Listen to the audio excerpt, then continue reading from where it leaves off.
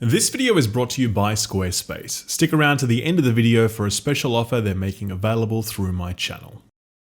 Gamers, please excuse my dusky voice. I'm sick as a dog at the moment, but like they say, the show must go on. You think a spot of man flu is going to stop me from delivering you the Stadia roasts and Avengers roasts that you need to get through the week? I don't think so. With that, ladies and gentlemen, here comes the week in video games. Sony remains firmly in the headlines this week, owing to their baffling decision to pull down the PS3, PSP, and Vita storefronts without giving people an alternative means of purchasing games from those platforms. Sony announced the news last week in a statement, and it turns out that some developers were still making Vita games, with at least one upcoming Vita port cancelled, when the developer learned that they wouldn't be able to sell that port anywhere. Sony copped a lot of flack this week when it was revealed that developers received no prior warning for the delisting, and some of these developers rely on sales from those platforms for their income. Video Game Chronicle crunched the numbers and reports that some 2,200 video games will be lost now, just unable to be purchased by anyone in future. This is an escalating drama for Sony, but sadly they've remained tight-lipped on the situation, refusing to provide an update to either developers or players. Kind of a dick move. Microsoft are making hay off this though to be fair, the benefits are more coincidental than planned. This week, Microsoft announced that they were expanding their backwards compatibility program to include Projekt xCloud. 16 Xbox titles have been added to xCloud, a move that Xbox promises is a beta as it plans to expand its backwards compatibility offering further. Microsoft has been very big on backwards compatibility for a while now, with the Xbox Series consoles being able to play a huge percentage of older Xbox titles, with the promise of more on the way in the future.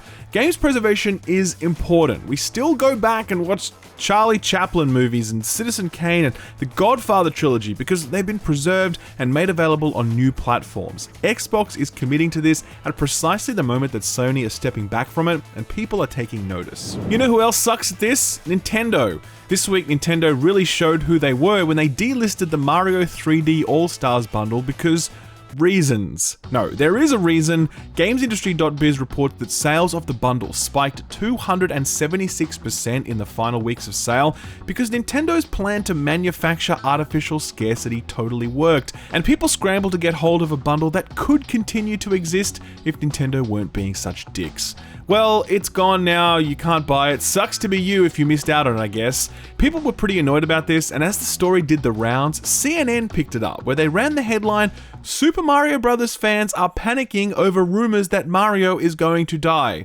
We of course were doing no such thing because we understood that the death of Mario was a euphemism for the bundle being delisted from sale. But good job, CNN. You did a good journalism then. Speaking of Mario and game preservation, this week a sealed copy of Super Mario Bros. Set a new record for the most expensive gaming collectible ever. The item sold at auction for $660,000. See, Nintendo, this is what happens when you drive up scarcity by not re-releasing old Mario games. We end up paying $500,000 for them. Pfft, Nintendo. Anyway, I'm still pre-ordering Breath of the Wild 2. Here's a weird headline. MLB The Show is coming to Game Pass on day one. So why is this weird? It's weird because the studio that makes it is owned by Sony. MLB has always been and was forever to be a Sony exclusive, as evidenced by this tweet on the Poorly Aged Things Twitter account. Now, the game Sony made is arriving on Xbox's subscription service, and not like 3 months after launch or whatever, it's arriving day one of release. I don't know how much Xbox paid for this, but yeah, it's super weird. The fate of E3 became a hot topic this week when it was reported that the E3 digital event would be behind a paywall like BlizzCon. And by the way, why the fuck is that behind a paywall? Anyway, Video Game Chronicle got the scoop on this, reporting that E3's organizing body, the ESA, was considering a paywall, and they held the story while they awaited comment from the ESA, who then tweeted out, "Oh, by the way, E3 this year is totally free." So I guess journalists, you know that when the ESA tells you to wait patiently for a comment, you should just run the story ASAP. The Video Game Chronicle reported that at least one source confirmed that the ESA was considering a paywall model, but dropped the plan due to backlash. Wow, what a surprise. People don't want to pay to watch the press conferences we've been watching for free for years. Well done, ESA. You guys never fail to disappoint. Speaking of disappointment, CD Projekt Red! In a strategy update this week, we got some insight into how CD Projekt Red plan to change their approach to development and marketing after the disastrous launch of Cyberpunk 2077, which is still not available for sale on the PSN, by the way. The strategy update outlined that CD Projekt Red will now be working on multiple AAA games in parallel rather than putting all of their eggs in one basket. They also said that promotional campaigns would be shorter, with promotional content releasing closer to the release of the actual game, so no more announcing games 7 years in advance. The update comes with some tangible stuff as well. CD Projekt Red bought a studio. Vancouver-based Digital Scapes have been acquired, and they'll help out on future AAA games development and support. One thing they probably won't be working on though is the promised Cyberpunk multiplayer mode, since this has probably been axed. CD Projekt Red said they are reconsidering the multiplayer mode, which is unsurprising given how much work is still needed to finish the base game and how tarnished the Cyberpunk brand now is. One Cyberpunk game that didn't disappoint was Ghostrunner, and it's good news because the Ghostrunner IP has been acquired by 505 Games for $5 million.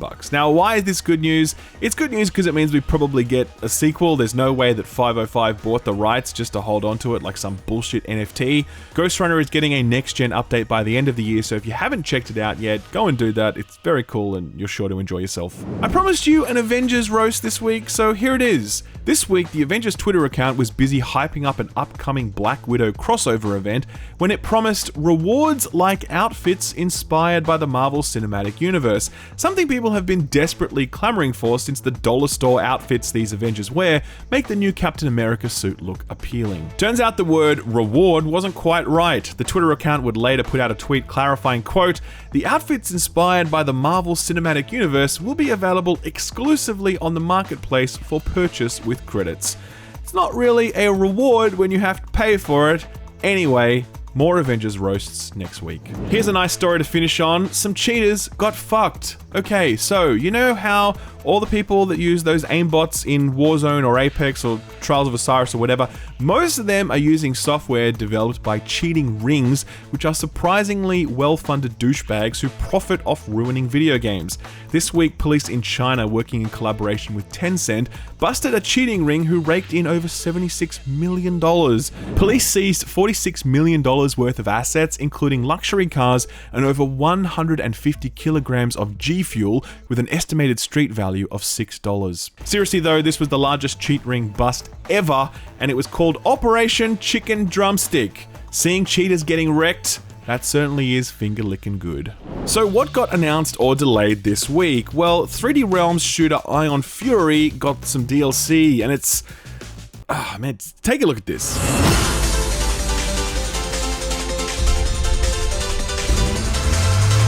I mean, not much more to say about this. It just looks fucking awesome. Its style is so classic and timeless, the action looks on point and the soundtrack bangs. This game was released back in 2019, so clearly the developers have put a lot of time and love into this. No release date for it yet, but it's slated for sometime between June and August this year. April Fool's is a confusing day in the world of video games because developers announce all of these things and we can't quite be sure which announcements are jokes, or which are real, or which are jokes that end up becoming real. Enter Sol Cresta from PlatinumGames, a game that was announced last April 1st as a joke since it was a sequel to a 25-year-old game. Turns out someone at Platinum didn't think the joke was that funny, so they started making the game. Sol Cresta is the top-down 2D scrolling shooter you see before you, and it will kickstart a new brand for Platinum, their neo-classic arcade series, which promises to deliver, quote, the essential fun and spirit of classic games, polished with modern technology and skill. No date for Sol Cresta yet, but it will be out on Nintendo Switch, PS4 and Steam this year. I would be stunned if the game didn't also make its way to mobile at some point. There were two delay announcements this week. The first was that the excellent looking LEGO Star Wars Skywalker Saga has been pushed out of its spring release window into sometime later. No new date yet or even a window provided, but hopefully it will land this year because the LEGO games are always awesome, but this one looks particularly excellent since it spans the entire Skywalker Saga. The 3 original movies, the 3 prequel movies that we thought were really bad, until the sequel trilogy showed up and showed us just how bad Star Wars could be. Honestly, if you haven't checked out the trailer for this yet, you should. It's just impossible to not be grinning ear to ear while watching it. I look forward to getting my hands on this the second it releases. The other delay was for the next-gen update to The Witcher 3. Originally slated for the first half of this year, CD Projekt Red have had, a little bit on their plate since the game they worked on for 7 years kind of exploded, incinerating their reputation in the process. The next-gen Witcher update brings 4K 60 FPS to PS5 and Xbox Series consoles, as well as a few other features that haven't been disclosed yet. It's a free update to anyone that already owns The Witcher, which would have usually been a jumping-off point to talk about how pro-consumer CD Projekt Red always is. These sorts of announcements just hit different in a post-Cyberpunk world. Let's take a quick look back at what came out last week. Well, believe it or not, this was actually a really big week for Apple Arcade. If you haven't heard of it before, it's a subscription service not unlike Game Pass, only it's for mobile games. The selling point is that all the games on the service are microtransaction free, and they feel more like real games as opposed to the endless match 3 garbage that clogs up the current App Store. This week, Apple added 30 new games to the service, including NBA 2K, which is now pretty much the only sports game in existence without microtransactions. Core gamers might be more interested in Fantasian, a turn-based RPG from Final Fantasy creator Hironobu Sakaguchi, as well as World of Demons from PlatinumGames, which just looks absolutely fantastic. Now personally, I know how to use technology, so I bought an Android phone, but for those of you trapped in the overly priced, overly restrictive Apple ecosystem, savor this moment, for it is the first time in history that Apple has a thing that gamers want but can't have. Surprise! No Man's Sky got a new update this week. The Expedition update is quite a meaty one since it adds a new way to play the game. The way it works is that players can begin a new adventure, and when they do, they all start in the same planet or same area, meaning that you're more likely to begin finding and interacting with other players rather than aimlessly wandering the vast expanses of the universe without encountering another soul. There's a whole bunch of other stuff in there as well. Long story short, it looks great, and like every other No Man's Sky update, it's totally free. The big release was Outriders, the looter shooter from People Can Fly, published by Square Enix. Now, as we talked about last week, this game has had quite the redemption arc, as people cynically dismissed yet another looty shooty game, only to find a demo that was surprisingly fun and a studio that wasn't propping up their game with microtransactions. Sadly, that redemption arc was rudely interrupted with the release of the game on Friday, where crippling server issues meant that people couldn't play the game they paid for because Outriders is an online-only game, even though it's not a live service game. So I don't know why they did that, it's very annoying. People were rightfully pissed off and certainly made their views known on the Steam review page, where the game has been sitting at a mixed 60% positive rating since launch. It's not just servers though. Technically, this game has some serious problems that are going to take weeks or months to iron out. The general sentiment is that when the game works, it's surprisingly good, propped up by engaging combat and some excellent build customization. I've personally dropped about 50 hours into it since launch in preparation for my own review, but I'll tell you this right now. I like the game, but it's broken as fuck right now, and if you can hold off, you should. And finally, Kingdom Hearts arrived on PC this week, exclusive to the Epic Games Store, only it probably wasn't the triumphant arrival that Square Enix had hoped for. See, it turns out that just as the games were released, they were discounted by 20%. This discount wasn't advertised during the pre-order window, leading many to suspect that pre-orders were much lower than anticipated. Can't possibly guess why when you make your game exclusive to a platform that no one wants to buy their games on. Anyway, PC pre-order customers were refunded the difference, but still, not a great look for a day one release. So what's coming out this week? Kicking things off is a day one new release on PS Plus, Oddworld Soulstorm. Abe is back for another weird, creepy 2D puzzle-solving adventure. No reviews out for this one yet at the time of recording. I've seen some previews though, and it looks like the classic Oddworld formula just zhuzhed up a bit for next-gen hardware. Soulstorm is coming exclusively to PS4, PS5, and the Epic Games Store today, April 6th. Borderlands 3 Director's Cut arrives April 8th after it was delayed due to the cold snap that hit Texas very hard. The new DLC pack adds new story missions, new cosmetics, a raid boss, and a new progression system. It's arriving on all platforms where Borderlands 3 already exists. Trials of Fire is another one of those early access deck building roguelike games, and like a lot of those, people seem to really love it. It's been in early access since 2019, and it's currently sitting at 91% positive on Steam. It leaves early access on the 9th of April, so check it out if you enjoyed stuff like Slay the Spire. Finally, if you won the retail lottery and got your hands on a PS5, it may interest you to know that the open beta for Final Fantasy XIV begins on April 13th.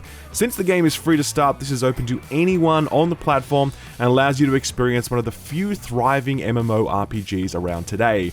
Final Fantasy XIV isn't for the time poor, since it will take you about 360 hours to make your way through its various expansions and reach the endgame. Still, it is worth it, as the game has a truly unforgettable cast of characters who you're sure to fall in love with, except Lise, and its class design, raid encounters, and soundtrack are all top-notch. Put this on your radar.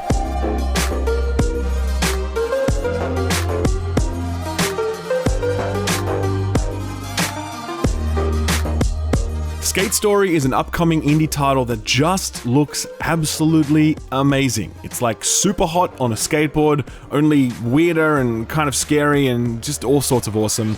The controls are not the Tony Hawk inspired arcade controls, but are closer to the Skate control scheme, where you independently control the board using the left and right sticks.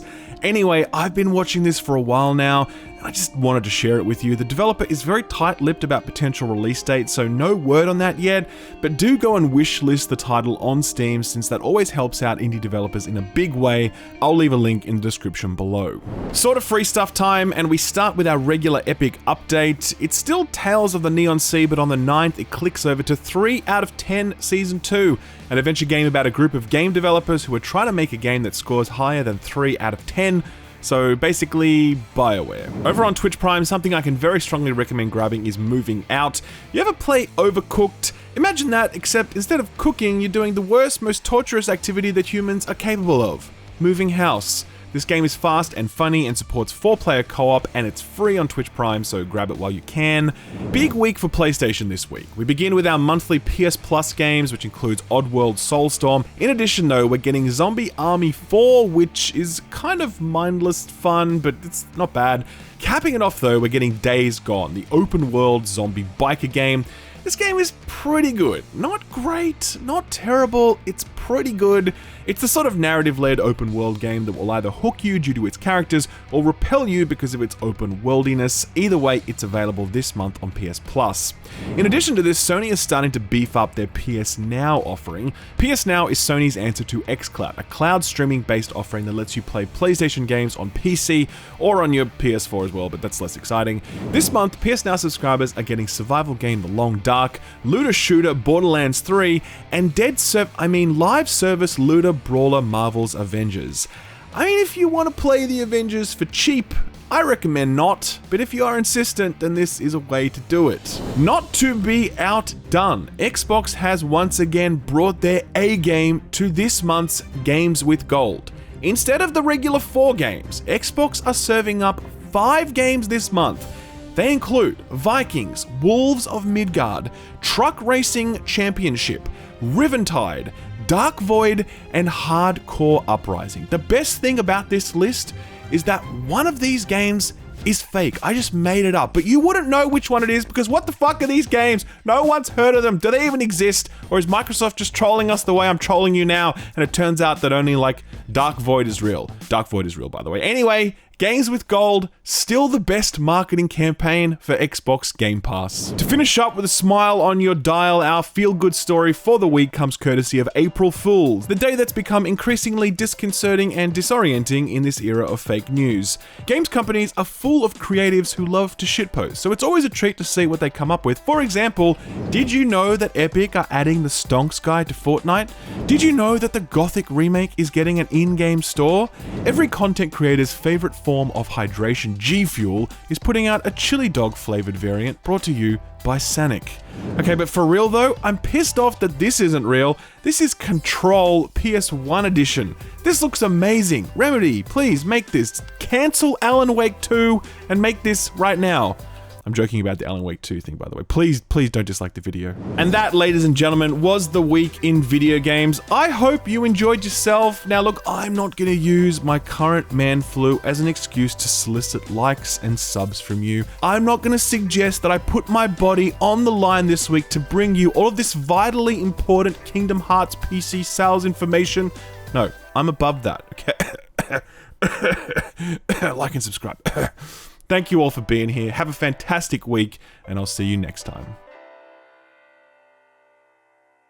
This video is brought to you by friend of the channel, Squarespace. And if you haven't checked them out yet, then you totally should. Personally, I took what I love doing and was able to turn it into something I made money from, but I had YouTube to help me do that since I wanted to upload videos. But what if I wanted to sell custom art, or plants, or clothing, or exercise equipment, or whatever? For that, I'd need a website, and there's no better tool for building a website than Squarespace. Squarespace allows you to build a professional-looking website in mere minutes. Using simple, intuitive tools, Squarespace removes all the hassle and lets you focus on your business or hobby or whatever it is you love. Even more advanced features like e-commerce and SEO are a breeze in Squarespace. To get started, visit squarespace.com, and when you're ready to get serious, visit squarespace.com/skillup for a 10% discount on your first purchase of a website or a domain name. Thanks Squarespace for sponsoring this video, and thank you for watching it. Thanks for watching my video. If you liked it, give it a thumbs up. If you didn't, give it a thumbs down so I know to do better for next time. If you enjoyed yourself, consider subscribing, and if you really enjoyed yourself, maybe consider hitting that notification bell so you never miss a video. You can see my patrons here on the left. They're awesome. They're amazing. If you want to join them, check out my Patreon page. Thank you again. I'll see you next time. Bye-bye.